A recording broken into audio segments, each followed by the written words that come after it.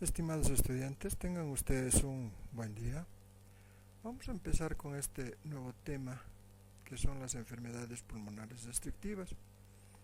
No se olviden, por favor, que cuando hablábamos de las enfermedades pulmonares obstructivas, habíamos dejado bien en claro que el problema en realidad era una limitación a los flujos expirados, ¿sí? En resumen, que el paciente tenía problemas para expirar. Cuando hablamos de enfermedades pulmonares restrictivas, es todo lo contrario. El problema está a los flujos inspirados, que quiere decir que el paciente tiene problemas en el momento de la inspiración, en el momento del llenado de oxígeno hacia los pulmones, ¿ya? Por eso, acá ustedes tienen, dice que se conocen como enfermedad pulmonar restrictiva cualquier enfermedad que afecte la capacidad de inhalar o inspirar. El factor principal es la inhabilidad de expandir el pulmón completamente, ¿sí? Esto es muy importante que entiendan, porque el problema está a los flujos inspirados. Todo lo contrario lo que ocurre con las enfermedades pulmonares obstructivas que ya habíamos visto, ¿sí? En este caso estamos viendo aquellas enfermedades pulmonares restrictivas. Dentro de estas vamos a ver algunas que ya habíamos visto, algunas enfermedades, y las vamos a pasar muy rapidito, las vamos a pasar de alto.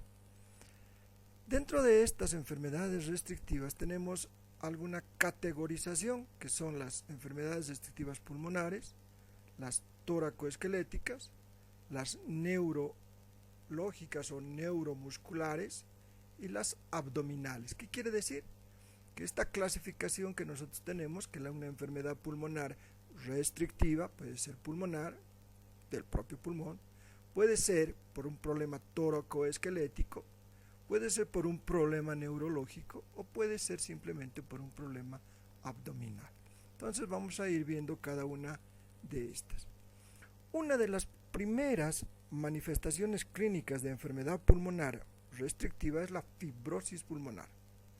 ¿Qué es la fibrosis pulmonar?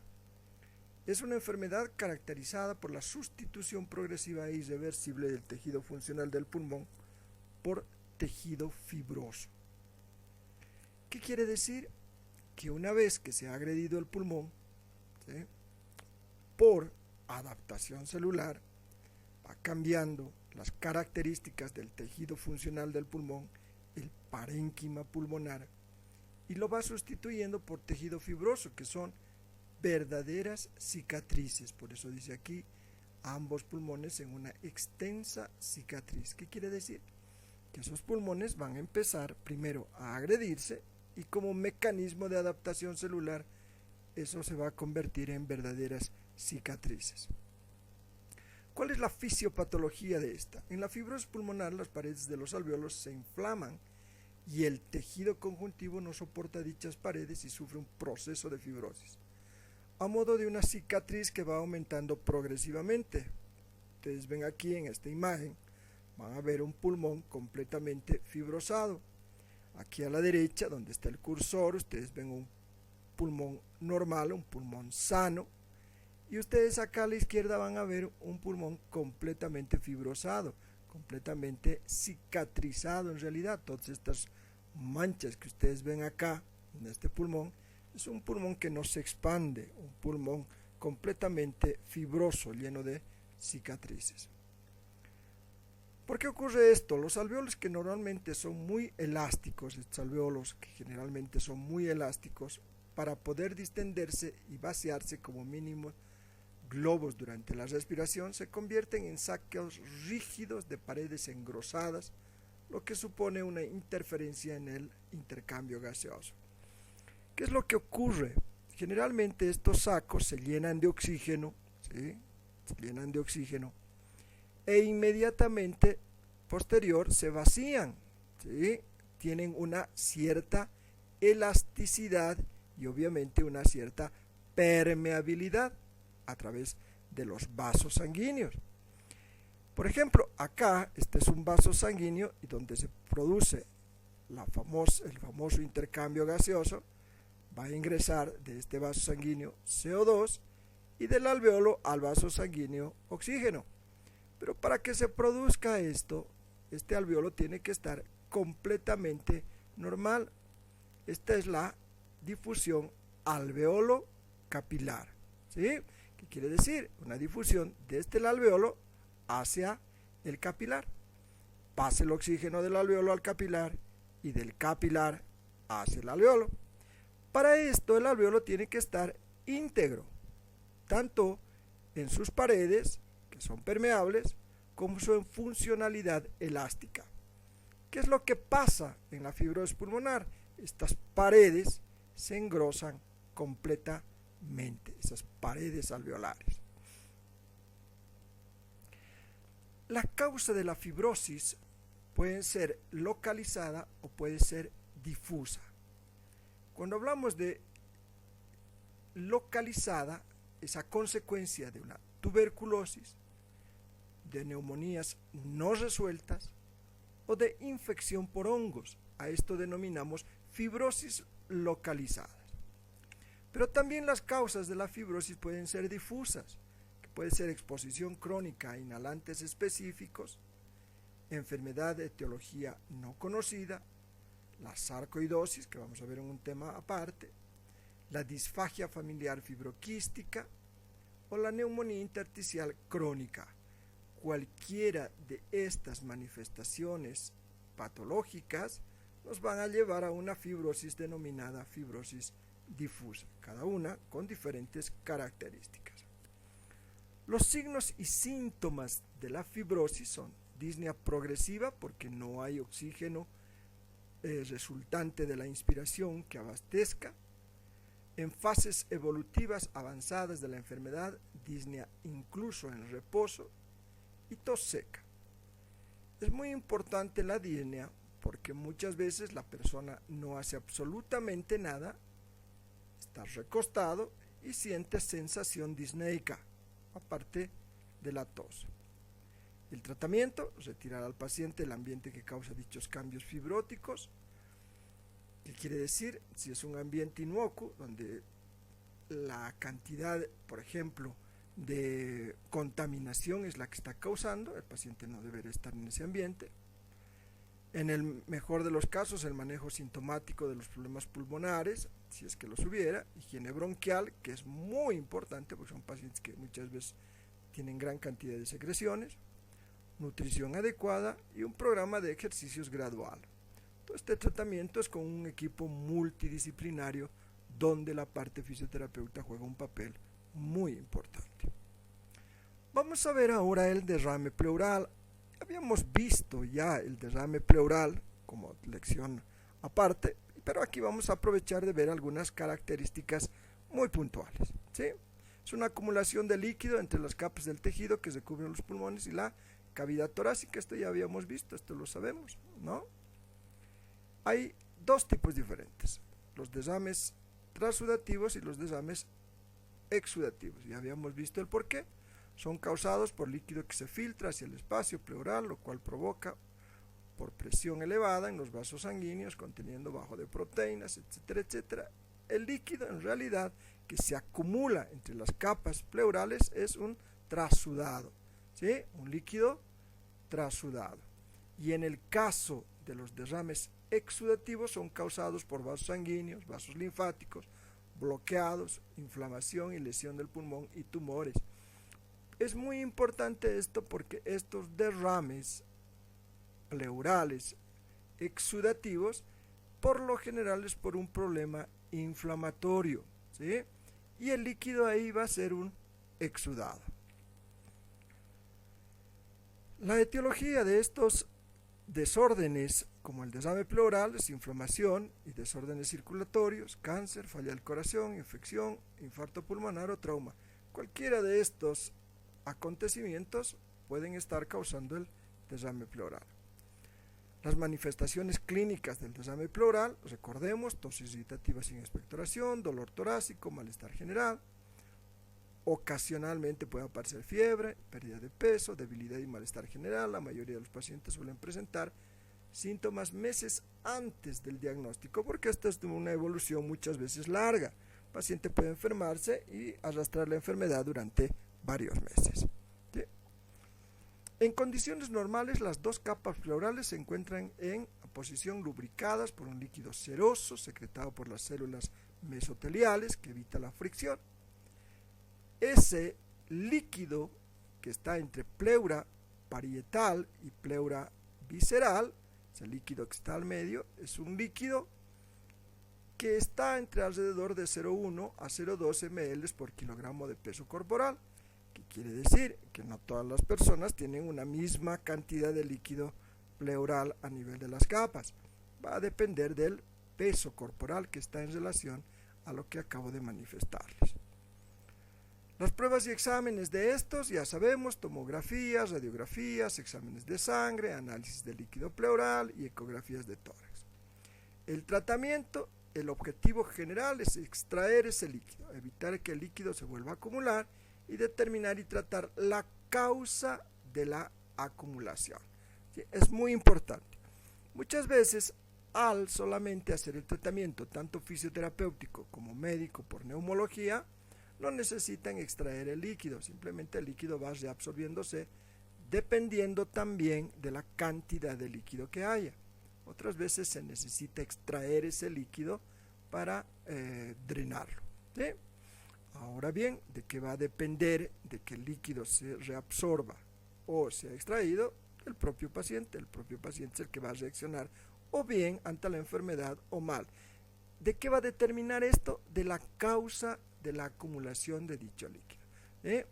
Si la causa, vamos a retroceder un poquito, si la causa es una falla en el corazón, por ejemplo, ¿sí? Se tendrá que ver esta falla del corazón, solucionar esta falla del corazón y obviamente el derrame pleural va a desaparecer. Si el problema es una infección, se tendrá que tratar la infección, la causa del derrame pleural, se tendrá que tratar la infección y obviamente el derrame pleural va a solucionarse. Asimismo, la inflamación, el cáncer, el trauma, el infarto pulmonar, se tendrá que solucionar algunos de estos problemas si es que estos son solucionables, ¿no? Y se va a tratar perfectamente el paciente. Pasemos. El neumotórax. Habíamos visto de muy pasadita el neumotórax y aquí vamos a entender un poquito más de lo que trata el neumotórax. Vamos a ver dos tipos de neumotórax, el abierto y atención. El abierto es un neumotórax abierto, como indica su nombre. No existe acumulación de presión porque el gas entra y sale del espacio pleural. Por lo general, esto es por un traumatismo muchas veces punzocortante, ¿no? Que ingresa algo hacia el pulmón, perfora piel, perfora pleura y se ingresa hasta pulmón. Eso se llama un neumotórax abierto. Pero hay un neumotórax denominado atención. Este resulta por la presencia de una válvula, de una vía que permite el gas solamente entre al espacio pleural, pero no salga. Esto ocasiona un aumento significativo de la presión a dicho espacio. ¿Qué significa? Que el gas que está en los pulmones, que está en realidad en los alvéolos, por alguna razón, que puede ser etiología conocida o desconocida, nos vamos a ver ahora cuáles, pasa de los pulmones hacia el espacio pleural. Pero obviamente, en el espacio pleural ya no tiene dónde salir. Vamos a hacerle cuenta de dónde está el cursor, toda esta es la pleura, ¿sí? Y el aire que está al interior de los pulmones va a ir y va a pasar hacia el espacio pleural. Pero acá se va a acumular en todo el espacio pleural. Es como si se inflara todo el espacio pleural y ese aire ya no puede salir. ¿Por qué? Porque no hay una perforación, vamos a hablar así, de la capa parietal. La capa parietal de la pleura no tiene absolutamente nada, por lo tanto, ese aire que se está acumulando ahí no va a tener por dónde salir, ¿sí? Entonces, a eso vamos a denominar neumotórax atención, porque va a crear una tensión importante a nivel pleural. Los síntomas clínicos: dificultad aumentada para ventilar al paciente, se dificulta terriblemente. Los signos vitales del paciente se deterioran a medida que la presión intratorácica aumenta, hasta perder muchas veces el conocimiento o entrar en shock. Y el tratamiento en todos los casos, un tubo de tórax que debe ser insertado para descomprimir el tórax. En todos los casos en que hay un neumotórax, ingresan un tubo que se ingresa hacia pulmón, un tubo a presión que se llama, que va a unos recipientes denominados al vacío, ¿sí? Y por ahí se va drenando y el pulmón va restableciéndose completamente. No se olviden, fíjense, este pulmón primero, que es completamente normal, ahí se ve, este pulmón totalmente colapsado, totalmente, en términos, para que ustedes puedan entenderme, desinflado, ¿sí? Y todo este aire, ¿dónde se ha ido? Hacia nivel pleural, o ha salido hacia afuera, ¿sí? A esto se tendrá que solucionar en el caso de un trauma abierto, tendrá que solucionar cerrando este y poniendo un tubo de extracción, ¿sí? La fisiopatología de esto es la ocupación por aire en la cavidad pleural, induce a la desaparición de las presiones intrapleurales. Esta situación da lugar a un colapso pulmonar, como habíamos visto, y a la pérdida de la eficacia de los movimientos respiratorios. Por supuesto, es muy dificultoso respirar, se dificulta respirar porque hay una presión excesiva, donde va a cambiar la normalidad de las presiones. Estos pulmones no son capaces de generar las presiones transpulmonares necesarias para la entrada de aire en el pulmón y obviamente tampoco la salida. La intensidad de esas alteraciones depende de la cuantía del neumotórax. Si son neumotórax, vamos a retroceder, son neumotórax abiertos o son neumotórax a tensión, va a depender especialmente de los abiertos de cuán grande sea ese trauma, ¿no? Para la incluso sintomatología. ¿Cuáles son las manifestaciones clínicas del neumotórax? La clínica del neumotórax se caracteriza fundamentalmente por la presencia, 1, dolor torácico y disnea. Esta es la manifestación más importante. Este dolor es de aparición brusca y puede transformarse en un dolor sordo mal definido. ¿Qué quiere decir? Que el paciente le duele, un dolor muy mal definido y no sabe dónde. La disnea también es más acentuada en los primeros momentos y tiende a aliviarse o desaparecer. ¿Por qué? Porque el organismo se acostumbra, empieza a funcionar muy bien el otro pulmón y muchas veces la disnea va desapareciendo. Pero en un inicio es muy importante la disnea y una manifestación crítica. Otras manifestaciones menos frecuentes suelen ser la tos, puede aparecer cianosis, tiraje, sudoración fría y vamos a ver, dependiendo el tipo de trauma, si es a tensión, si es abierto, etcétera, cualquier otro tipo de manifestación clínica también. Lo que les había dicho, el tratamiento en todos los casos es un tubo de tórax que debe ser insertado para descomprimir el tórax. Este es el tubo, ¿sí? Fíjense ustedes, es un tubo que va a un recipiente al vacío. Este tubo se ingresa hacia el pulmón y se permanece ahí. Muchas veces se tienen que utilizar 2 tubos y 2 recipientes. Veamos ahora el edema pulmonar. ¿Sí? ¿Qué es el edema pulmonar? Es una acumulación anormal de líquido en los alveolos pulmonares que llevan a que se presente dificultad para respirar. Ocurre cuando el líquido es filtrado en el pulmón más rápido de lo que se puede ser removido, produciendo una alteración importante del intercambio gaseoso por acumulación de líquido en el espacio extravascular del pulmón. Bien, ¿qué estamos diciendo? De que los alveolos, en este caso estos alveolos, en lugar de llenarse de aire, en lugar de llenarse tanto de oxígeno como de CO2, de oxígeno en el momento del intercambio gaseoso para pasar a los capilares y de CO2 en el momento de la expiración para poder ser expulsado ese CO2, en lugar de llenarse de aire, en realidad se llena de líquido. ¿De dónde proviene ese líquido que se va a llenar hacia los alveolos? Por lo general de los capilares, como vamos a ver un poquito más adelante, ¿sí?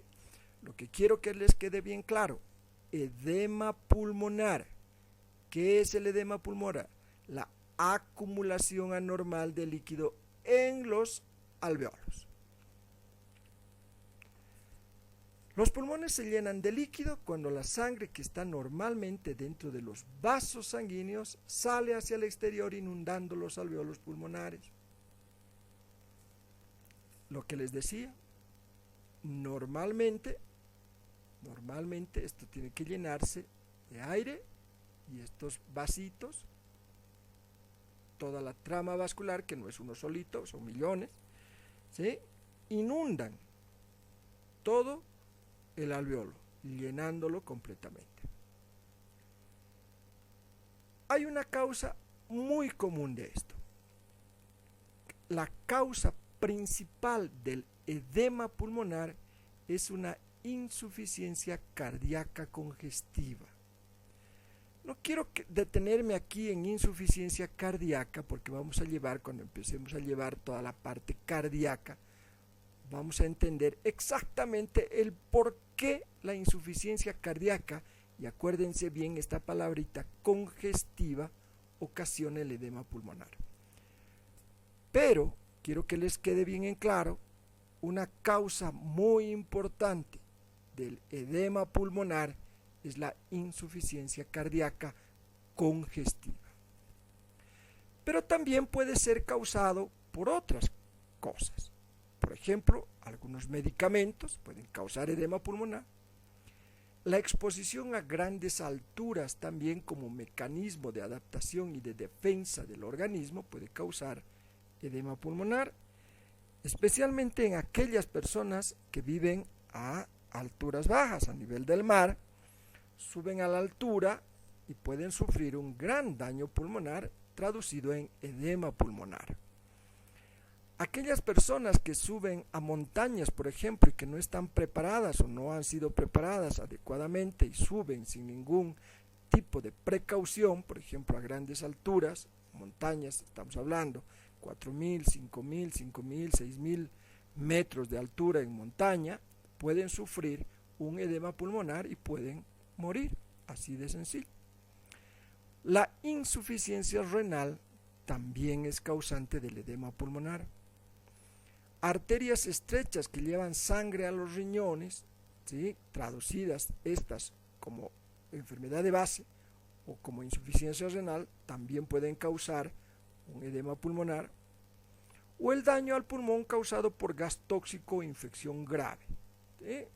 Cualquier toxicidad hacia los pulmones o una infección muy grave, como por ejemplo un absceso pulmonar, una neumonía necrotizante, una neumonía grave, una bronconeumonía, una infección grave, puede ocasionar y complicarse con un edema pulmonar o una lesión mayor a nivel pulmonar. Veamos la clasificación ahora del edema pulmonar. Desde el punto de vista anatómico se divide, 1, en intersticial y en alveolar. Y aquí ya vamos a ver que no solamente el edema pulmonar, como habíamos mencionado, no solamente es a nivel alveolar. Si bien una gran mayoría del problema del edema pulmonar es alveolar, que quiere decir que se llena de líquido el alveolo, este también puede ser intersticial.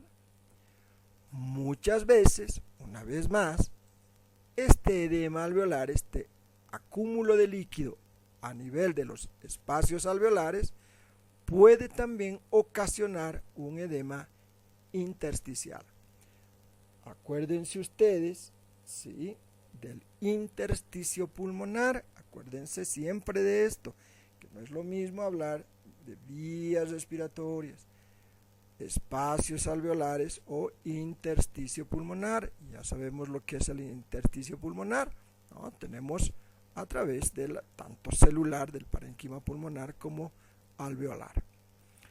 Desde el punto de vista funcional puede ser en cardiogénico o trastornos hemodinámicos. Estamos hablando, no se me vayan a perder, de la clasificación del edema pulmonar y lo podemos clasificar en intersticial o en alveolar desde el punto de vista anatómico, pero también desde el punto de vista funcional lo podemos calificar en cardiogénico y trastornos hemodinámicos.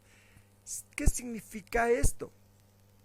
Que el edema pulmonar es a causa de un problema cardíaco o simplemente por un problema de trastorno hemodinámico, de presiones hidrodinámicas que invaden al alveolo y lo llenan de líquido. Otra clasificación dentro de estas es el no cardiogénico. Este no cardiogénico es generalmente este trastorno hemodinámico donde hay un aumento de la permeabilidad capilar por lesión a la microcirculación. ¿Qué estamos hablando del aumento de la permeabilidad capilar? Estamos hablando de los vasos capilares, ¿sí? Voy a avanzar acá. Este es un capilar. ¿Sí? Y este es un alveolo. Estos capilares, acuérdense, habíamos visto de permeabilidades en patología general, para los que se acuerdan, y habíamos dicho que puede haber muchas cosas, especialmente la inflamación, donde aumenta la permeabilidad. Normalmente, estas estructuras, tanto capilares como alveolares, tienen una permeabilidad, normalmente. En el caso del edema, esta permeabilidad está aumentada. ¿Qué quiere decir? Que se vuelve más permeable. Por lo tanto, los líquidos, fluidos en los capilares van a pasar mucho más fácil hacia los espacios alveolares. A eso denominamos un edema pulmonar no cardiogénico, nada más por un trastorno hemodinámico. Tendrá que haber una causa para ese trastorno hemodinámico, obviamente, ¿sí? El edema pulmonar es causado siempre por algo, siempre algo está ocurriendo. Vamos a poner un ejemplo. Habíamos mencionado de que una de las consecuencias es la insuficiencia cardíaca. A esto denominaremos edema cardiogénico. Pero también habíamos mencionado que no puede ser cardiogénico, puede ser por un trastorno hidrodinámico, hemodinámico. Por ejemplo, una exposición a grandes alturas. Aquí no tiene nada el corazón, la persona estaba completamente sana y con algunas limitaciones, pero la exposición a grandes alturas, que él vivía a 10 metros sobre el nivel del mar, y de pronto se le ocurre a esta persona subir a una montaña de 6.000 metros, obviamente sin preparación y demás, empieza a subir, y esa exposición a grandes alturas va a ocasionar que esos pulmones sufran, se empiecen a adaptarse y empiece el desequilibrio hidrodinámico, ¿sí? Empiece este trastorno hemodinámico, y a consecuencia de esto, ¿qué pasa? Un edema pulmonar, ¿sí? Muy bien, dentro de este problema que estamos mencionando, trastorno hemodinámico, está la presión hidrostática y la presión oncótica. Ojalá puedan acordarse, y si no, revisen algunos apuntes, por favor, de patología general, donde hablábamos de la presión hidrostática y de la presión oncótica, o la presión oncótica del plasma. La presión hidrostática facilita el desplazamiento del líquido de los capilares al intersticio pulmonar. Y la presión oncótica depende de la concentración de proteínas en la sangre y facilita el desplazamiento del líquido al interior del vaso. Estas dos presiones, tanto la presión hidrostática como la presión oncótica, o lo van a encontrar también como presión coloido-osmótica, ¿sí? Estas presiones están en perfecto equilibrio, en homeostasis. ¿Se acuerdan de la palabra homeostasis? Estas dos presiones están siempre en homeostasis. cuando hay un desequilibrio de presiones, que puede ser hidrostática o oncótica, sobreviene el edema pulmonar, ¿sí? Si hay un aumento de la presión hidrostática a nivel de los vasos, inmediatamente se descompone este equilibrio y sobreviene el edema y se llena de líquido. Si hay un problema en la presión oncótica por concentración de las proteínas, ¿se acuerdan de la hipoproteinuria o hiperproteinuria? ¿Se acuerdan de las proteínas? Cuando estas proteínas, generalmente la albúmina, ¿se acuerdan de la albúmina? Era la que regulaba este tipo de presión. ¿Quién regula la presión oncótica? La albúmina. Esta proteína, como la albúmina, que va a regular esto, ¿sí? Si sobreviene un desequilibrio, inmediatamente va a ocasionarse un desequilibrio en esto y va a haber edema. Si existen alteraciones hemodinámicas, habrá desequilibrio de las leyes de Starling, que esta es una ley física, ¿no?, que permite el ingreso y salida de los líquidos a través de los cuerpos. Es muy importante esta parte para entender por qué se está produciendo el edema pulmonar, que puede ser, una vez más, por falla en la presión hidrostática o por falla en la presión oncótica o coloidosmótica. Esta falla que nosotros estamos determinando acá puede ser por un problema, especialmente en las fallas de presión hidrostática, puede ser por problema cardiogénico, por un problema cardíaco, o simplemente por un desequilibrio de presiones por concentración proteica, ¿sí? Así de clarito y así de facilito. Lo que les decía, estos capilares que normalmente tienen un tipo de permeabilidad, va a aumentar esa permeabilidad, va a aumentar esa presión acá, a eso llamamos presión hidrostática, aumento de la presión hidrostática. Hagan de cuenta que acá hay un tipo de presión a este nivel y a este otro nivel hay otro tipo de presión. Ambas presiones, acá adentro y aquí afuera, ambas presiones en completa homeostasis, en perfecto equilibrio. Cuando se rompe este equilibrio, aumenta la presión acá, esto se vuelve grande, ¿sí? Hay una gran presión acá. Esto inmediatamente le va a ganar a la presión de acá, por lo tanto hay un desequilibrio y esto va a pasar el líquido acá. Este desequilibrio también puede producirse por una baja concentración de albúmina. En el caso, vamos a recordar, en el caso de la concentración de proteínas en la sangre, esto va a facilitar ese desplazamiento del líquido hacia el interior. ¿Qué quiere decir? Una baja concentración de proteínas, una hipoproteinuria, va a ocasionar un desequilibrio en las presiones acá, y ya no por problema cardíaco, no por ningún otro problema, sino por desequilibrio de presiones se va a producir el edema pulmonar. Aquí nada más recordarles la ley de Starling, tanto en la presión hidrostática como en la presión oncótica, es la misma ley, tiende a sacar el líquido hacia el intersticio y el espacio alveolar en la presión hidrostática, y la presión oncótica tiende a retener el líquido dentro del espacio intraalveolar. Esto va a determinar el equilibrio entre estas dos presiones, ¿sí?, tanto en la presión hidrostática como en la presión oncótica. El edema pulmonar cardiogénico se produce por una función del corazón. El corazón no logra bombear suficientemente sangre al cuerpo. Esto aumenta la presión en las venas pulmonares y en los capilares. A eso se denomina presión hidrostática, más o menos entre 8 milímetros a 25 milímetros de mercurio. Como consecuencia, el líquido de los vasos sanguíneos sale a los intersticios y a los alveolos. ¿Qué estamos hablando de aquí? Que como el corazón no está pudiendo despachar la sangre, esa sangre se va a acumular, ¿dónde? En los capilares.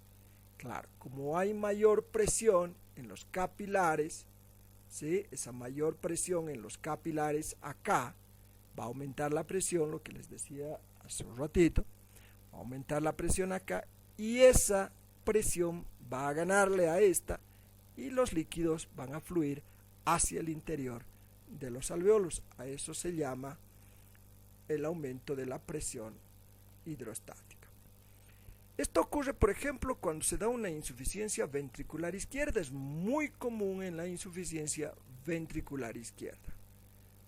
A causa de un ataque cardíaco, puede ser de un infarto, un trastorno del ritmo cardíaco, una inflamación del músculo cardíaco. Cualquiera de estas manifestaciones clínicas cardíacas, especialmente a nivel del corazón izquierdo, puede traducirse en un edema pulmonar. Sin embargo, la causa del edema pulmonar cardiogénico también es con frecuencia una insuficiencia crónica del ventrículo izquierdo debido a una insuficiencia valvular, lo que se denomina las valvulopatías, ¿sí? En este caso, la válvula del corazón izquierdo. Entonces, cualquiera de estas manifestaciones clínicas cardíacas, lo que habíamos hablado, van a llevar a un aumento de la presión hidrostática. Ese aumento de la presión hidrostática va a llevar a un desplazamiento de ese líquido en los capilares hacia el interior de los alveolos, ¿sí? Muy bien, voy a quedar acá porque no quiero que sea muy pesada la clase. Vamos a tardar un poquito en esto. Voy a quedar acá para que ustedes tengan la oportunidad de entender lo que es el edema cardiogénico. Si es que no están entendiendo, sé que es un poquito complicado explicar nada más con esto y por este método, pero si tuvieran alguna duda, por favor no tengan temor de preguntar. Pregunten cualquier duda que tengan, especialmente hasta acá. Voy a parar acá porque no quiero cargarlos más de tema para que ustedes no se pierdan. Pero por favor, si tuvieran alguna duda, pregunten, ¿sí? Es más, si alguien quisiera hablar conmigo, por favor, escríbame al WhatsApp o al Telegram. Yo le voy a dar una hora, día exacto para que me llame. Les voy a dedicar un tiempo, voy a calcular mis tiempos de trabajo también en la clínica y voy a responder esas llamadas para que ustedes puedan absorber cualquier duda que ustedes tengan. No quiero que queden dudas respecto a los temas que estamos llevando. Hasta donde hemos visto, los temas eran muy facilitos, muy fáciles de comprender. He tomado grandes cosas para darles, no estoy profundizando en los temas, los estoy haciendo lo más comprensivos posible, pero puede ser que en estos temas esté quedando alguna duda, especialmente en lo que se refieren a las presiones y demás. Si tuvieran alguna duda, no duden por favor en preguntar. Ya, vamos a quedar aquí. Fíjense ustedes, todavía no hemos terminado sobre el edema. Viene el edema pulmonar no cardiogénico, que es mucho más facilito y lo vamos a explicar más fácil. Ya, hasta aquí. Si tuvieran alguna duda, por favor, no tengan temor en preguntar. Ya, casi ya se nos ha ido 40 minutos de clase. Vamos a parar acá. Y espero cualquier duda que tengan. Un abrazo.